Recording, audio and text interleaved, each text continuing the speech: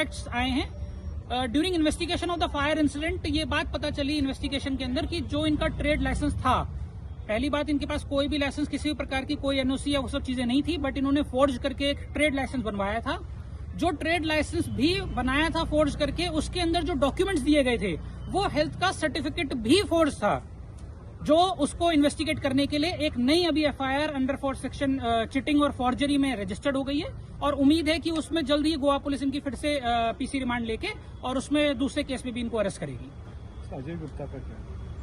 अजय गुप्ता का ही मैं आपको बता रहा हूं कि उनको दूसरे केस में लाके अरेस्ट कर सकते हैं। और लूथरा ब्रदर्स के लिए दोनों को जो कि 5 दिन का रिमांड फर्दर दे दिया है, उसकी इन्वेस्टिगेशन ऑलरेडी चल रही है। इसमें कुछ नए फैक्ट्स आए थे, जैसे कि मैंने आपको बताया ऑलरेडी, सबसे इम्पोर्टेंट कि इस फायर इंसिडेंट को इन्वेस्टिगेट करते हुए पता चला कि इन्होंने जो डॉक्यूमेंट्स दिए थे यहाँ की गवर्नमेंट को अपना लाइसेंस बनाने के लिए, ट्रेड लाइसेंस के लिए, वो सब डॉक्यूमेंट फोर्ज थे।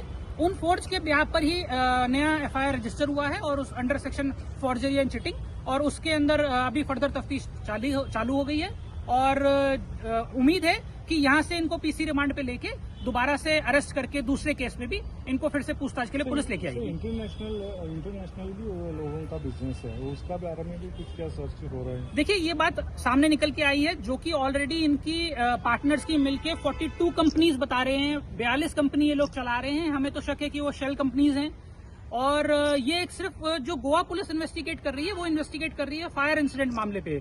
लेकिन हमने इसमें पहले भी कहा था, हम लोग इसमें फिर से इंटरवेंशन भी फाइल करने वाले हैं। हम लोग इसमें दिल्ली सेंट्रल एजेंसीज को भी लेटर लिखने वाले हैं कि इसमें सेंट्रल एजेंसीज जैसे सीबीआई, ईडी और इनकम टैक्स, जीएसटी डिपार्टमेंट, इनकी जांच होना बहुत जरूरी है।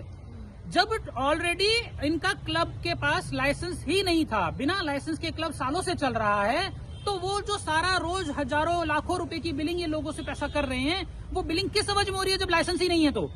और जो पैसा बिलिंग करके इन्होंने लिया, वो उसका यूज कहाँ कर रहे हैं? क्या इंडिया में ही दूसरी अपनी एजेंसीज में कर रहे हैं, या जो और शेल कंपनीज बना रखी हैं उसके अंदर यूज कर रहे हैं, या उसको विदेश भेज रहे हैं? अगर विदेश भेज रहे हैं तो मनी लॉन्ड्रिंग इसमें बहुत बड़ा एक इशू है, जिसको ईडी के थ्रू जांच कराना बहुत इंपॉर्टेंट है।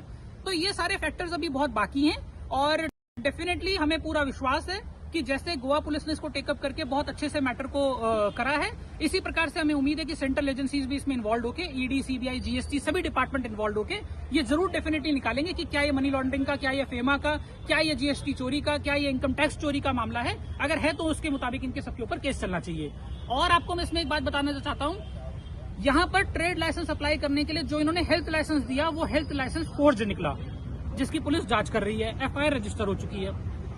और उसको भी अप्लाई करने के लिए जब पार्टनर्स के पुलिस वेरिफिकेशन सर्टिफिकेट लगता है, तो जो पुलिस वेरिफिकेशन सर्टिफिकेट, जो कि ये दिल्ली के रहने वाले हैं, इन्होंने दिल्ली से इशू कराया।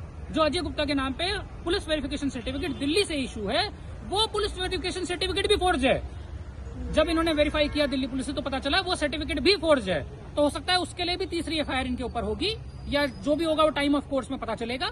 और अभी फिलहाल आप समझिए कि कंडक्ट कैसा है। मालिकों का कंडक्ट ये है कि आज से 2-2 साल, 3-3 साल पहले जब क्लब शुरू करने जा रहे थे, उस वक्त से फोर्जरी करते आ रहे हैं। The application for bail on behalf of Bharat, the PPs have, the prosecutors have objected to it on the ground that some other co-accused has given a statement that I am a part investor, a part owner of the establishment, but they have not been able to show any single document to the court how that connection has been established by them. So it appears that they are just concocting a story to keep me further in custody.